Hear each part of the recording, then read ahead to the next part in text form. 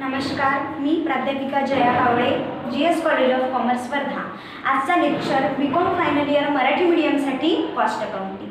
मित्रांनो, मागच्या लेक्चरमध्ये आपण बघितलं की कॉस्ट शीट कशी तयार करायची हे आपण बघितलं। त्यामध्ये मी तुम्हाला एक शॉर्ट प्रोफार्मा समजून सांगितलेला होता आणि तुम्हाला त्यासोबत हेही सांगितलं होतं की तुमच्या स्टडी नोट्समध्ये तुम्हाला जो कॉस्ट शीटचा प्रोफार्मा आहे तो डिटेल प्रोफार्मा तुम्हाला स्टडी नोट्समध्ये प्रोव्हाइड केलेला होता। त्या स्टडी नोट्समधला प्रोफार्मा जो आहे तो तुम्हाला तुमच्या नोटबुकमध्ये नोट करून ठेवायचा आहे आणि तो व्यवस्थित बघून घ्यायचा आहे की त्यामध्ये कोणत्या कंटेंट्समध्ये म्हणजे कोणत्या हेडिंगमध्ये कोणते एक्सपेन्सेस आपल्याला घ्यायचे आहे। आपण कॉस्ट शीटचा प्रोफार्मा बघत असताना वेगवेगळे हेडिंग्स बघितले होते। त्याच्यामध्ये पहिलं हेडिंग होतं आपलं मटेरियल कन्झ्युम किंवा कन्झ्युम मटेरियल। तर त्यामध्ये काय काय येतील, त्यानंतर आपण त्याच्यावरून त्याच्यामध्ये डायरेक्ट एक्सपेन्सेस आणि डायरेक्ट वेजेस ॲड करून आपण प्राइम कॉस्ट बघितली, म्हणजेच प्राइम कॉस्टच्या हेडमध्ये कोणकोणते एक्सपेन्सेस आपले येत आहेत किंवा कोणकोणते आयटम्स आपले येत आहेत। ठीक आहे, त्यानंतर आपण दुसरं हेडिंग होतं आपलं फॅक्टरी कॉस्ट। तर फॅक्टरी कॉस्टमध्ये कोणते एक्सपेन्सेस फॅक्टरीशी रिलेटेड आहे, ते एक्सपेन्सेस कोणते आहेत ते डिटेल एक्सपेन्सेस सगळेच्या सगळे एक्सपेन्सेस तुम्हाला स्टडी नोट्समध्ये दिलेले होते। त्यानंतर आहे आपलं ऑफिस कॉस्ट। ऑफिस कॉस्टमध्ये ऑफिसशी रिलेटेड एक्सपेन्सेस, तर ऑफिसशी रिलेटेड एक्सपेन्सेस कोणकोणते आहे त्याची माहिती ते सुद्धा तुम्हाला तुमच्या स्टडी नोट्समध्ये दिलेला आहे। नंतरचा जो आपला मुद्दा होता तो होता selling and distribution expenses. Selling and distribution expenses कोणते आहेत तर ते सुद्धा तुम्हाला स्टडी नोट्समध्ये दिल्या गेलेलं आहे। म्हणजे इन शॉर्ट कॉस्ट शीटचा डिटेल प्रोफार्मा तुम्हाला स्टडी नोट्समध्ये दिलेला आहे। अपेक्षा करते की तुम्ही तो प्रोफार्मा बघितलेला असेल, समजून घेतलेला असेल आणि त्यानंतर जर नसेल बघितला तर तो अगोदर बघून घ्या, आपल्या बुकमध्ये नोट करून ठेवा, एकदा दोनदा तीनदा त्याला व्यवस्थितपणे रीड करा, समजून घ्या। जोपर्यंत तो तुम्ही समजून प्रोफार्मा पूर्णपणे समजून घेणार नाही तोपर्यंत आपल्याला प्रॉब्लेम सॉल्व्ह करता येणार नाही। तर आज आपण आपल्या न्यूमेरिकल प्रॉब्लेमला सुरुवात करणार आहोत। ज्यांनी पूर्ण प्रोफार्मा बघितलेला नाही आहे, समजून घेतलेला नाही आहे, त्यांनी स्टडी नोट्समध्ये जाऊन तो प्रोफार्मा बघा, तो लिहून घ्या, समजून घ्या आणि त्याच्यानंतर समोरचा हा व्हिडिओ बघा। आज आपण प्रॉब्लेमला सुरुवात करणार आहोत। आज राहील आपला प्रॉब्लेम नंबर 1 म्हणजे क्वेश्चन नंबर 1। त्याचं आन्सर आपण आज इथे बघणार आहोत। प्रॉब्लेम म्हणजे क्वेश्चन तुम्हाला व्हिडिओच्या डिस्क्रिप्शन बॉक्समध्ये दिलेला राहील। 2 क्वेश्चन तुम्हाला डिस्क्रिप्शन बॉक्समध्ये दिसेल, त्यापैकी पहिला जो क्वेश्चन राहील त्या क्वेश्चनचा आन्सर मी आजच्या व्हिडिओमध्ये तुम्हाला समजून सांगेन आणि दुसरा जो क्वेश्चन तुम्हाला दिलेला राहील त्या क्वेश्चनचा आन्सर तुम्हाला तो क्वेश्चन तुम्हाला स्वतःला सॉल्व्ह करून बघायचा आहे, सॉल्व्ह करायचा आहे। काहीच कठीण नाही आहे। ज्या पद्धतीने आपण प्रोफार्मा बघितला त्या पद्धतीने आपल्याला आन्सर सॉल्व्ह करायचं आणि प्रॉब्लेममध्ये दिलेल्या व्हॅल्यू त्यामध्ये पुट करायच्या, कॅल्क्युलेशन करायचं आणि आन्सर काढायचा आहे। ठीक आहे, तर आपण बघूया। तुम्ही सर्वात आधी डिस्क्रिप्शन बॉक्समधून ती लिंक ओपन करून क्वेश्चन आपल्या नोटबुकमध्ये वहीमध्ये लिहून घ्या।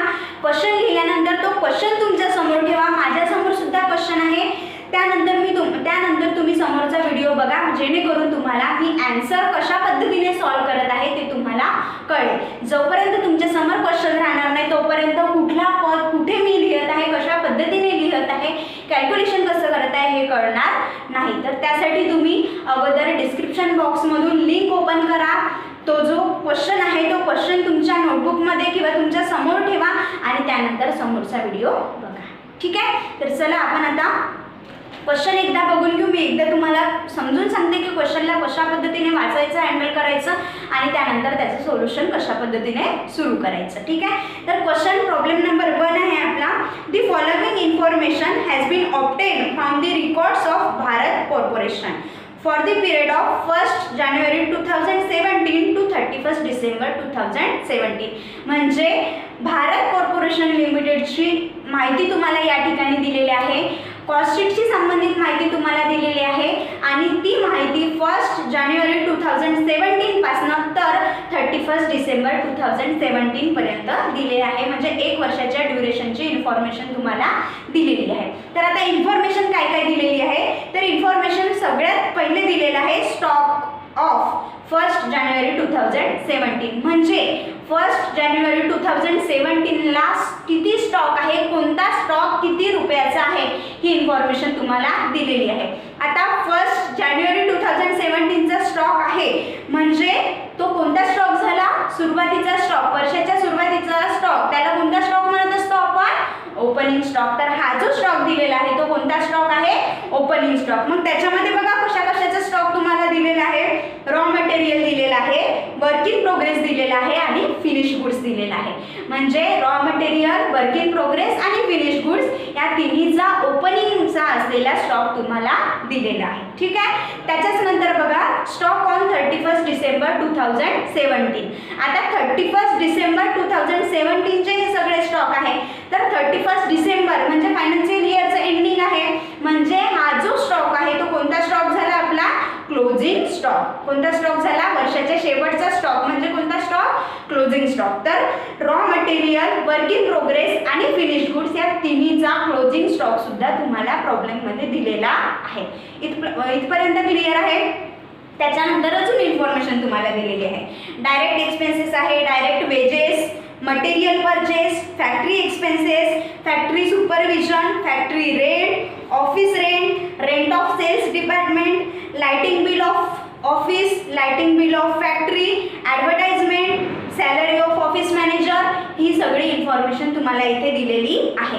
आणि त्यानंतर सांगितलेलं आहे प्रॉफिट 20% ऑन टोटल कॉस्ट. ठीक आहे, त्याला अंडरलाईन करून ठेवायचं, प्रॉफिट 20% ऑन टोटल कॉस्ट. आणि शेवटी तुम्हाला सांगितलेलं आहे प्रिपेअर कॉस्ट शीट, म्हणजे तुम्हाला कॉस्ट शीट तयार करायची आहे. ठीक आहे, क्वेश्चन समजला. आता त्यावरून आपल्याला आन्सर सॉल्व करायचा आहे. आन्सर सॉल्व करत असताना ज्या पद्धतीने आपण कॉस्ट शीटचा प्रोफार्मा स्टेप बाय स्टेप बघितला त्या पद्धतीने स्टेप बाय स्टेप आपल्याला आन्सर सोडवत जायचं आहे. त्यामध्ये पहिली स्टेप आपली जी प्राइम कॉस्टची होती कंझ्युम मटेरियलची, त्याच्यानंतर प्राइम कॉस्ट आपण काढत असतो. त्याच्यामध्ये फॅक्टरी कॉस्ट आपण फॅक्टरी ऑन कॉस्ट प्लस करून फॅक्टरी कॉस्ट काढत असतो. फॅक्टरी कॉस्टमध्ये opening stock of work in progress plus closing stock of work in progress minus, त्याच्यानंतर जी निघेल ती निघेल आपली फॅक्टरी कॉस्ट. त्याच्यामध्ये ऑफिस कॉस्ट ॲड आपण करतो. त्यानंतर त्याच्यामध्ये opening stock of finish goods plus closing stock of finish goods minus, उरलेली जी राहील ती राहील आपली ऑफिस कॉस्ट. ऑफिस कॉस्टमध्ये मग सेलिंग अँड डिस्ट्रीब्युशन एक्सपेन्सेस आपण प्लस करतो. त्यानंतर आपल्याला मिळते टोटल कॉस्ट. टोटल कॉस्टमध्ये आपण प्रॉफिट ॲड करतो. प्रॉफिट ॲड केल्यानंतर आपल्याला मिळते सेलिंग प्राइस. या झाल्या सगळ्या स्टेप. या स्टेपनुसार आपल्याला हा प्रॉब्लेम सॉल्व करायचा आहे. तर चला आपण सुरुवातीला सॉल्व करताना सगळ्यात पहिले तर आपल्याला हेडिंग द्यायचं आहे. सगळ्यात पहिले मी तुम्हाला सांगितलं होतं की कंपनीचं नाव वर लिहायचं. इथे कंपनीचं नाव तुम्हाला दिलेलं आहे भारत कॉर्पोरेशन लिमिटेड.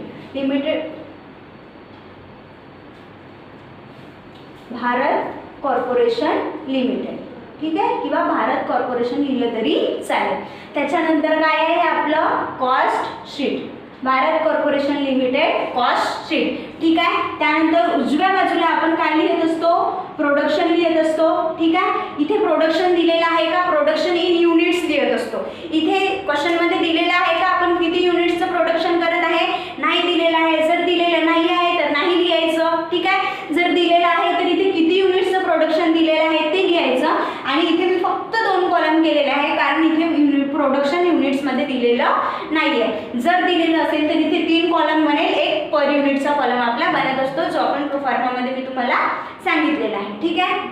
त्यानंतर इकडल्या बाजूला आपण लिहित असतो ड्युरेशन, म्हणजे ही जी कॉस्ट शीट आपण तयार करत आहे ही किती ड्युरेशनसाठी आहे. तर कितीसाठी आहे इथे तुम्हाला सांगितलेलं आहे इन्फॉर्मेशनमध्ये 1 जानेवारी 2017 टू 31 डिसेंबर 2017, म्हणजे 1 वर्षाचा कालावधी आहे. त्याच्यामुळे तुम्ही इथे लिहू शकता 1 इयर. ठीक आहे. त्याच्यानंतर आपण अशा पद्धतीने प्रोफार्मा आखून घेतलेला आहे. हा कॉलम राहील तुमचा पर्टिक्युलर्स. ठीक आहे. त्याच्यानंतर राहील अमाऊंट आणि इथे राहील टोटल अमाऊंट. ठीक आहे. आता हा झाला प्रोफार्मा. आता सगळ्यात पहिले आन्सर सॉल्व करत असताना सगळ्यात पहिले आपले हेडिंग काय असते, कंझ्युम मटेरियल. कंझ्युम मटेरियल किंवा मटेरियल कंझ्युम. ठीक आहे. आता कंझ्युम मटेरियल काढत असताना आपण बघितलं की सगळ्यात अगोदर आपल्याला काय घ्यायचं असतो, तर सगळ्यात अगोदर आपल्याला इथे घ्यायचं आहे opening stock of raw material. Opening stock of raw material. तर opening stock of raw material तुम्हाला प्रॉब्लेममध्ये दिलेला आहे, बघून घ्या. जिथे स्टॉक दिलेला आहे 1 जानेवारी 2017चा तो आपला ओपनिंग स्टॉक आहे.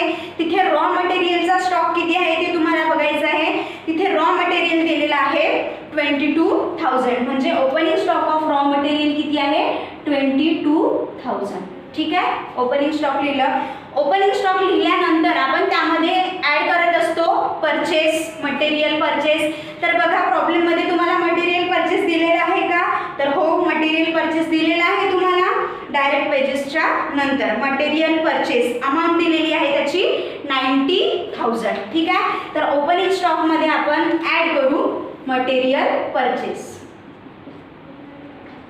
ॲड केलं आपण मटेरियल परचेस. मटेरियल परचेसची अमाऊंट तुम्हाला दिलेली आहे, तिथे अमाऊंट आहे 90,000. ठीक आहे, त्यानंतर ॲड करत असतो आपण याच्यामध्ये एक्सपेन्सेस ऑन परचेस. म्हणजे परचेससाठी जर मटेरियल परचेस करण्यासाठी जर काही एक्सपेन्सेस आलेला असेल तर तो एक्सपेन्सेस आपण यामध्ये कन्झ्युम मटेरियल काढत असतानाच ॲड करत असतो.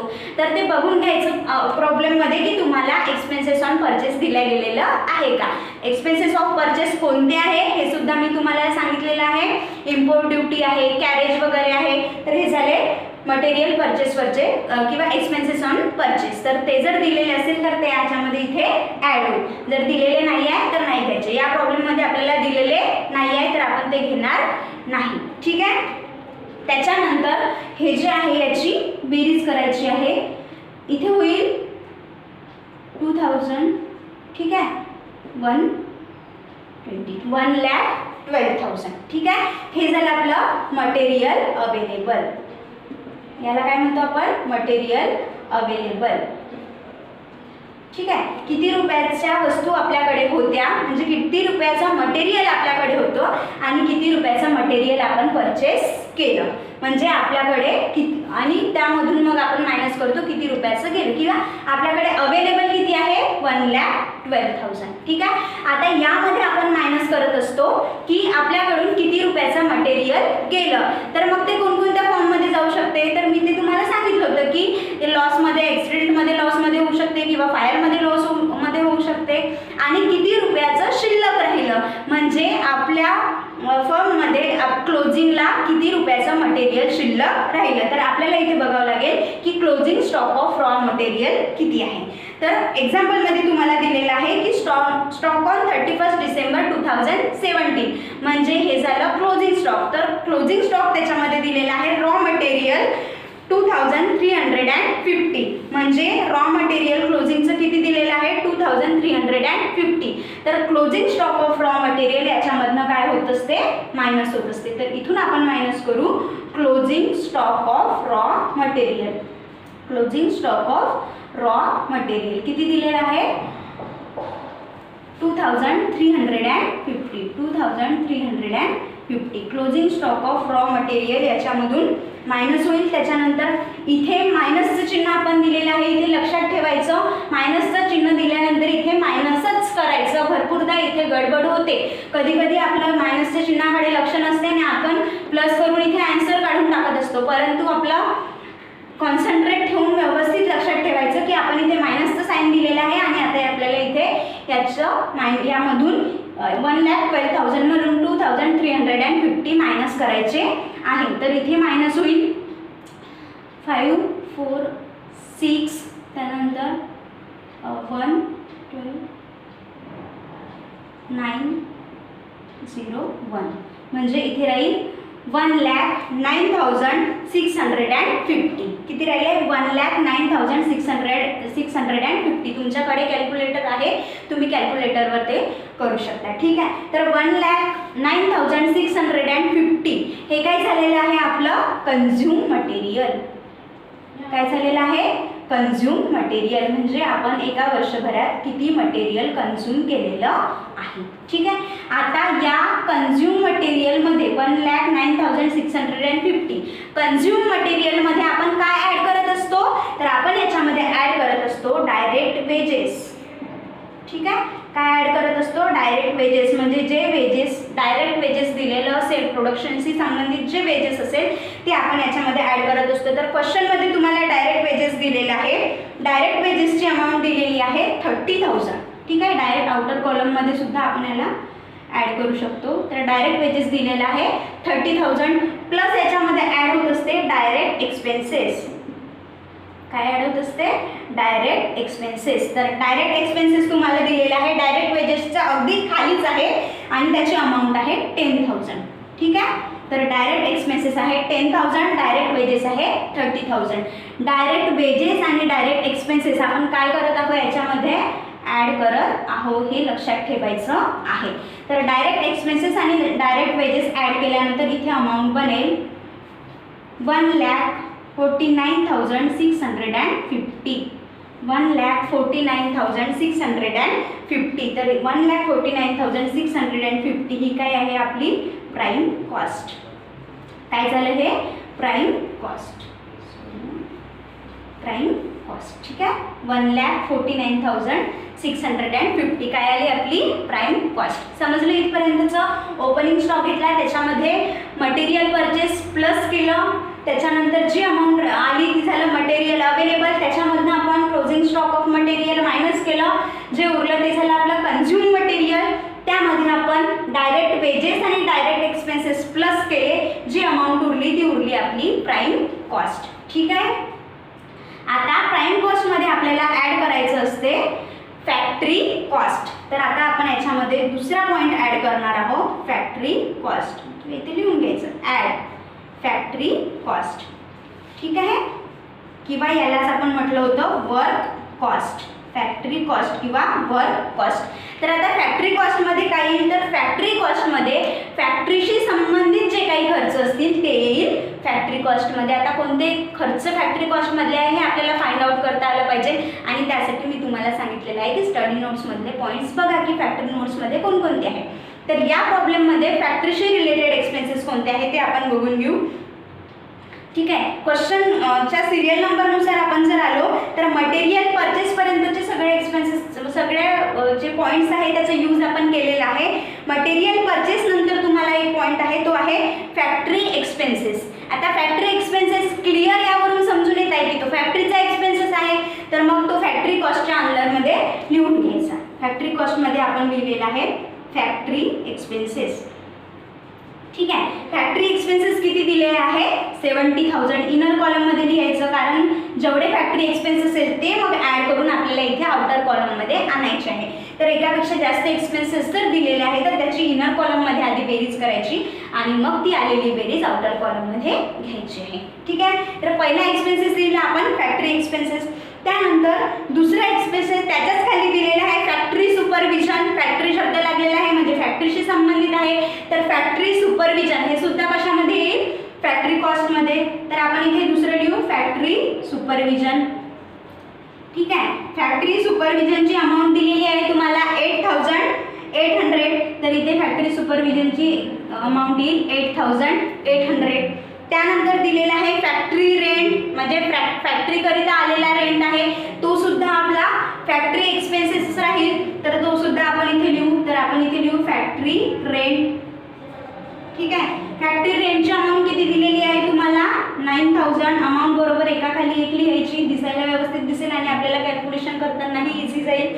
ठीक आहे. फॅक्टरी रेंट लिहिलेला आहे आपण 9,000. त्यानंतर फॅक्टरी रेंटच्या खाली तुम्हाला दिलेला आहे ऑफिस रेंट, तो इथे येणार नाही कारण आपण इथे फॅक्टरीशी संबंधित एक्सपेन्सेस घेत आहोत. त्यानंतर आहे रेंट ऑफ सेल्स डिपार्टमेंट, तो सुद्धा इथे येणार नाही. त्यानंतर आहे लाइटिंग बिल ऑफ फॅक्टरी. ठीक आहे. तर लाइटिंग बिल ऑफ फॅक्टरी म्हणजे फॅक्टरीचं जे लाइटिंग बिल आहे तो मात्र फॅक्टरी एक्सपेन्सेस आहे, तर तो इथे येईल. तर आपण इथे लिहू लाइटिंग बिल ऑफ फॅक्टरी. किती दिलेलं आहे लाइटिंग बिल ऑफ फॅक्टरी, बघा तुमच्या एक्झाम्पलमध्ये लाइटिंग बिल ऑफ फॅक्टरी दिलेलं आहे 10,000. तर ते 10,000 रुपीज यामध्ये ॲड होतील. त्याच्यानंतरचे एक्सपेन्सेस पण आपण एकदा बघून घेऊ. त्यानंतर आहे लाइटिंग बिल ऑफ ऑफिस, ते इथे येणार नाही, ऑफिस एक्सपेन्सेसमध्ये जाईल. ॲडव्हर्टाइजमेंट फॅक्टरीचा खर्च नाही आहे, तो सेलिंगचा खर्च आहे, तो सेल्समध्ये जाईल. आणि आणि त्यानंतर दिलेलं आहे सॅलरी ऑफ ऑफिस मॅनेजर. तर ऑफिस मॅनेजरची सॅलरी आहे तर ते ऑफिस ओव्हरहेडमध्ये जाईल, ते इथे येणार नाही. म्हणजे सगळे सगळे पद आपले आता इथले संपलेले आहे. म्हणजे फॅक्टरी एक्सपेन्सेस जेवढे दिलेले होते ते संपलेले आहे. तर हे आपण आता ॲड करणार आहोत. हे ॲड करायचं आणि याची जी येणारी जी अमाऊंट आहे ती आपल्याला आउटर कॉलममध्ये लिहायची आहे. तर आता याची बेरीज होईल 800, त्याच्यानंतर 7 7 1 7 8 9, ठीक आहे, 97,800. ठीक आहे, किती आलेलं आहे?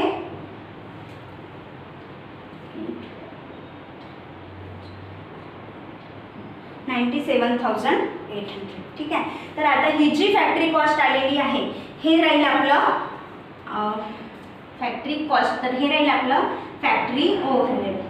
ही जी अमाऊंट आलेली आहे ही राहील आपलं फॅक्टरी ओव्हरहेड. म्हणजे फॅक्टरीवर आपल्याला किती खर्च झालेला आहे. ठीक आहे. त्याच्यानंतर ही जी आहे प्राइम कॉस्टमध्ये फॅक्टरी ओव्हरहेड आपलं प्लस होईल. प्राइम कॉस्टमध्ये फॅक्टरी ओव्हरहेड प्लस झाल्यानंतर जे अमाऊंट आपल्याला मिळेल त्याला म्हणत असतो आपण फॅक्टरी ऑन कॉस्ट. काय म्हणत असतो त्याला आपण? Factory on cost. तर फॅक्टरी ऑन कॉस्ट किती राहील आपली? 1,49,650 मध्ये 97,800 ॲड होईल आणि जी अमाऊंट मिळेल आपल्याला ती मिळेल आपली फॅक्टरी ऑन कॉस्ट. तर अमाऊंट किती मिळेल बघा. आउटर कॉलममध्ये डायरेक्ट अमाऊंट लिहून घ्यायची 450, देन 2,47,000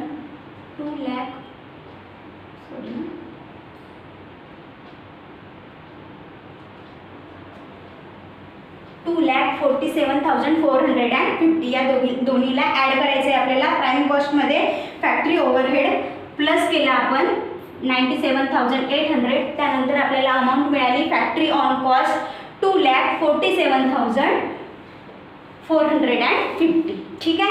आता ही जी फॅक्टरी ऑन कॉस्ट आलेली आहे फॅक्टरी ऑन कॉस्टमध्ये आपल्याला प्लस करायचं असतो opening stock of work in progress. ठीक आहे. प्रोफार्म्यानुसार स्टेप लक्षात ठेवायच्या आहे. यामध्ये आपण ॲड करत असतो opening stock of work in progress. तर क्वेश्चनमध्ये opening stock of work in progress तुम्हाला दिलेलं आहे का हे बघून घ्या. तर हो तुम्हाला दिलेलं आहे. पहिल्या पॉईंटमध्ये तुम्हाला ओपनिंगचे सगळे स्टॉक दिलेले आहे, त्याच्यामध्ये तुम्हाला वर्क इन प्रोग्रेसचा स्टॉक ओपनिंग स्टॉक सुद्धा दिलेलं आहे. तर याच्यामध्ये प्लस होईल opening stock of work in progress. Opening stock of work in progress. तर वर्क इन प्रोग्रेसचा स्टॉक किती दिलेला आहे तुम्हाला बघून घ्या एकदा. क्वेश्चनमध्ये पहिल्या पॉईंटमध्ये तुम्हाला दिलेला आहे opening stock of work in progress दिलेला आहे 5,000. ठीक आहे. आता opening stock of work in progress याच्यामध्ये प्लस करायचं आहे आपल्याला. ठीक आहे. प्लस करताना सुद्धा लक्षात ठेवायचं आपण प्लस करत आहोत की मायनस करत आहोत. 2,52,450 प्लस केल्यानंतर अमाऊंट मिळेल आपल्याला 2,52,450. त्यानंतर यामधून आपल्याला मायनस करायचं आहे closing stock of work in progress. Closing stock of work in progress कुठे मिळेल तुम्हाला? तर जो पॉईंट आता आपण बघितला तिथे तुम्हाला स्टॉक दिलेले आहे 31 डिसेंबर 2017चे. तिथे तुम्हाला मिळेल closing stock of work in progress. Work in प्रोग्रेसचा सेकंड नंबरवर दिलेला आहे स्टॉक तुम्हाला, तो आहे 3,000. ठीक आहे. तर 3,000 यामधनं मायनस होईल. का होईल? मायनस होईल. ओपनिंग स्टॉक काय झाला? प्लस झाला. क्लोजिंग स्टॉक काय करायचं आहे आपल्याला? मायनस करायचं आहे. तर क्लोजिंग स्टॉक मायनस झाल्यानंतर मिळेल आपल्याला 2,49,450. जी अमाऊंट मिळेल 2,49,450. तर हे राहील आपलं फॅक्टरी कॉस्ट. काय राहील? Factory cost. सेकंड पॉईंट आपला झालेला आहे फॅक्टरी कॉस्ट किती आली? 2,49,450. ठीक आहे. आता याच्यानंतरचा आपला थर्ड पार्ट आहे. यामध्ये आपल्याला ॲड करायचं आहे ऑफिस कॉस्ट. ऑफिस कॉस्ट किंवा यालाच आपण म्हणत असतो प्रोडक्शन कॉस्ट. ठीक आहे, ऑफिस कॉस्ट किंवा प्रोडक्शन कॉस्ट यामध्ये ॲड होईल. तर आता ऑफिस कॉस्ट किंवा प्रोडक्शन कॉस्टच्या अंडरमध्ये कोणकोणते एक्सपेन्सेस येतात, तर या प्रॉब्लेममध्ये तुम्हाला ऑफिस एक्सपेन्सेस कोणते दिलेले आहे ते बघायचं आहे. ठीक आहे, फॅक्टरी रेंटपर्यंत आपण आलेलो होतो. फॅक्टरी रेंट नंतर होतं तुम्हाला ऑफिस रेंट. ऑफिस रेंट हा ऑफिसचा एक्सपेन्सेस आहे, त्याच्यामुळे या इथे येईल तो एक्सपेन्सेस ऑफिस रेंट. ठीक आहे, ऑफिस रेंट किती दिलेला आहे बघा, ऑफिस रेंट दिलेला आहे 6000. आधी इनर कॉलममध्ये लिहायचे 6000, म्हणजे जेवढे एक्सपेन्सेस ऑफिसशी रिलेटेड आहे ते इनर कॉलममध्ये लिहून मग त्याची बेरीज करून ते आउटर कॉलममध्ये लिहायचे. ठीक आहे, ऑफिस रेंट लिहिलं आपण 6000. त्यानंतर दिलेला आहे rent of sales department. Sales डिपार्टमेंटचा रेंट आहे तो ऑफिसमध्ये येणार नाही, तो सेलिंग एक्सपेन्सेस राहील. त्यानंतर एक्सपेन्सेस आहे लाइटिंग बिल ऑफ ऑफिस. तर ऑफिसचं लाइटिंग बिल आहे तो मात्र आपला ऑफिसचा एक्सपेन्सेस आहे, त्याच्यामुळे तो आपला ऑफिस कॉस्टमध्ये येईल. तर इथे आला लाइटिंग बिल ऑफ ऑफिस. तर ऑफिसचं जे लाइटिंग बिल असेल किती आहे अमाऊंट 10000, ते इथे आपल्याला ॲड करायचं आहे. ठीक आहे, लाइटिंग बिल ऑफ ऑफिस 10000. ठीक आहे, त्यानंतर दिलेला आहे ॲडव्हर्टाइजमेंट. ॲडव्हर्टाइजमेंट हा सेलिंगचा एक्सपेन्सेस आहे, तो ऑफिसमध्ये येणार नाही. त्यानंतर आहे सॅलरी ऑफ ऑफिस मॅनेजर. तर ऑफिस मॅनेजरची जी सॅलरी आहे ती ऑफिस एक्सपेन्सेस आहे, त्याच्यामुळे ते यामध्ये ॲड होईल. Salary of office manager. Salary of office manager किती आहे ऑफिस मॅनेजरची सॅलरी 48000. किती आहे 48000. त्यानंतर झाले सगळे पद संपले, म्हणजे ऑफिस कॉस्टमध्ये काय काय आलं आपलं ऑफिस रेंट, त्यानंतर लाइटिंग बिल ऑफ ऑफिस आणि सॅलरी ऑफ ऑफिस मॅनेजर. ठीक आहे, हे तिन्ही पद आले. यानंतर आपल्याला याची बेरीज करायची आहे. बेरीज केल्यानंतर जी अमाऊंट आपल्याला मिळेल ती आपल्याला बाहेर आउटर कॉलममध्ये घ्यायची आहे. आउटर कॉलममध्ये किती येईल आपले 64000. किती आली याची बेरीज 64000. तर हे राहील तुमचं 64000 जे आहे ते राहील तुमचे ऑफिस ओव्हरहेड. काय राहील ऑफिस ओव्हरहेड 64000. ठीक आहे, आता हे जे ऑफिस ओव्हरहेड आहे हे ऑफिस ओव्हरहेड फॅक्टरी कॉस्टमध्ये ॲड होईल. ठीक आहे, ऑफिस ओव्हरहेड आपल्याला फॅक्टरी कॉस्टमध्ये ॲड करायचे आहे. ऑफिस ओव्हरहेड जेव्हा आपण फॅक्टरी कॉस्टमध्ये ॲड करतो तेव्हा आपल्याला अमाऊंट मिळते 3,13,450. तुम्हाला कॅल्क्युलेटरवर कॅल्क्युलेशन करून घ्यायचं. 3,13,450. हे जे 3,13,450 आलेलं आहे हे आहे आपलं ऑफिस ऑन कॉस्ट. काय आलेलं आहे ऑफिस ऑन कॉस्ट, किंवा यालाच आपण म्हणतो cost of production. Cost of production म्हणजे प्रोडक्शन करिता किती कॉस्ट आलेली आहे यावर आपण बोललेलं आहे. हीच इम्पॉर्टंट असते आपल्याला मॅनेजमेंटचे जे डिसिजन आहे ते डिसिजन घेण्याकरिता. कॉस्ट ऑफ प्रोडक्शन म्हणजे प्रोडक्शनसाठी प्रोडक्शनवर आपल्याला किती एक्सपेन्सेस झालेला आहे. ठीक आहे, आता हे जे आपलं कॉस्ट ऑफ प्रोडक्शन निघालेलं आहे त्या कॉस्ट ऑफ प्रोडक्शनमध्ये आपल्याला ॲड करायचं असते opening stock of finished goods. Opening stock of finished goods. तर फिनिश्ड गुड्सचा ओपनिंग स्टॉक तुम्हाला बाकीचे जे ओपनिंग स्टॉक दिलेले होते फर्स्ट पॉईंटमध्ये तिथे तुम्हाला 3rd नंबरवर दिलेला आहे फिनिश्ड गुड्सचा स्टॉक. तर ओपनिंगचा स्टॉक आहे फिनिश्ड गुड्सचा 10000, तो आपण यामध्ये ॲड करू opening stock of finished goods. ठीक आहे, opening stock of finished goods किती दिलेला आहे 10000. ठीक आहे, डायरेक्ट आउटर कॉलममध्ये याला ॲड केलं तरी चालेल. 10000 आपण यामध्ये ॲड करू. 10000 ॲड केल्यानंतर इथे अमाऊंट बनेल 3,23,450. ठीक आहे, त्यानंतर यामधून मायनस होईल closing stock of finished goods. Closing stock of finished goods. ठीक आहे, closing stock of finished goods तुम्हाला 31 डिसेंबरची जी इन्फॉर्मेशन दिलेली आहे त्यामध्ये दिलेला आहे किती आहे फिनिश्ड गुड्सचा स्टॉक आहे 2000. तर 2000 हा स्टॉक यामधनं मायनस होईल. ठीक आहे, 2000चा स्टॉक मायनस झाल्यानंतर इथे मायनस करायचं आहे 3,23,450 मधून 2000 आपले मायनस झालेले आहे. 2000 मायनस झाल्यानंतर इथे अमाऊंट उरेल 3,21,450. 3,21,450 ही राहील आपली ऑफिस कॉस्ट. काय राहील? ऑफिस कॉस्ट किंवा यालाच म्हणू आपण प्रोडक्शन कॉस्ट.